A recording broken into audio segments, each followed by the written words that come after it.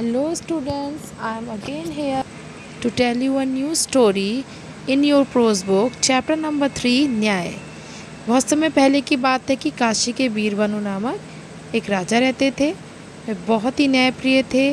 प्रजा भी उनको बहुत सम्मान करती थी। उनकी एक रानी थी जिसका नाम था करुणा।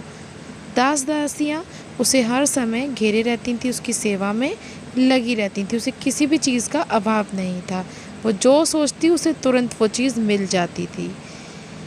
उसके पास सुख की कोई सीमा नहीं थी। दुख क्या होता है वो जानती ही नहीं थी।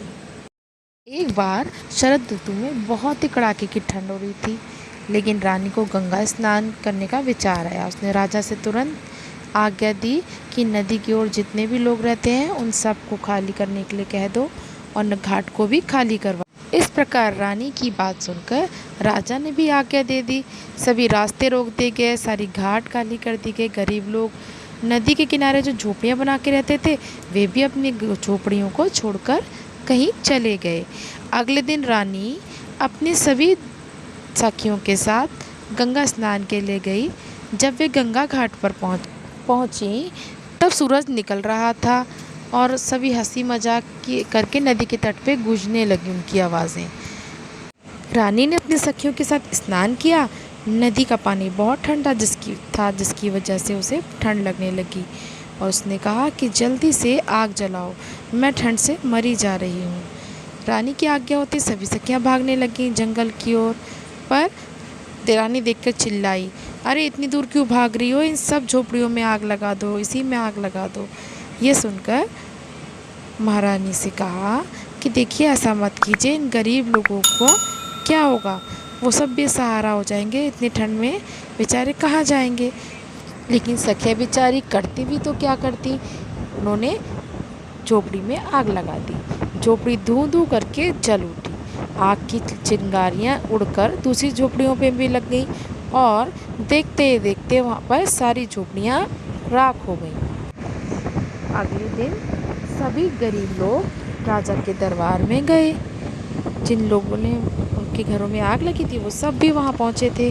उन्होंने राजा से अपनी दुख भरी कहानी कही। राजा उठकर राजमहल में गए और रानी से पूछा। रानी बोली, तुम इन गरीबों के लिए मुझे परेशान कर रहे हो? हैं, उन घास फूस झोपड़ियों का मतलब कोई मोल नहीं है, उसे रहने से या ना रहने से किसी को क्या हानि? राजा ने रानी से कहा कि जब तक तुम राजरानी हो गरीब की झोपड़ी का मूल नहीं समझ सकती, तुम्हें मैं समझाऊंगा। राजा ने रानी को राशि वस्त्र सब छीन लिए और उन्हें महल से बाहर निकाल दिया और कहा, अब जाओ घर घर जाकर भीख मांगो। जो झोपड़ियाँ तुमने जलवा दी थी उन्हें बनवा कर देना, फिर आकर कह बताना कि गरीब की झोपड़ी का क्या मूल्य है। रानी ने 1 साल तक खूब मेहनत की, तब जाकर भिखारिन बनकर वो रही। तब जाकर उन्होंने क्या किया, अपनी मेहनत झोपड़ियाँ तैयार करवाईं और अब उसे झोपड़ी का मूल्य समझ में आ गया था और राजा ने भी उसे सम्मानपूर्वक उसके बाद अपने महल में ले गए।